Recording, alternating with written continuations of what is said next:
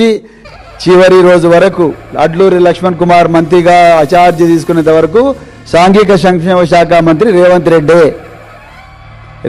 రెడ్డి 18 నెలలు ఆయన సాంఘిక సంక్షేమ శాఖ మంత్రి. ఆయన చేసిన పని అంతా ఒకటే, పెద్ద భూతద్దం పెట్టి టెలిస్కోప్ పెట్టి ఆర్ఎస్ ప్రవీణ్ కుమార్ ఏమేమి కుంభకోణాలు చేసిండు, కొప్పుల ఈశ్వర్ ఏమేమి కుంభకోణాలు చేసిండని మొత్తం భూతద్దం పెట్టి మొత్తం ఫైల్స్ అన్ని వెతికి చూసినా వాళ్ళకి అనిపించింది డాక్టర్లు, ఇంజనీర్లు, పథకాలు సాధించిన విద్యార్థులు, చీకటి నుంచి వెలుగు వైపు నడిచిన వేలాది మంది బాలబాలికలు.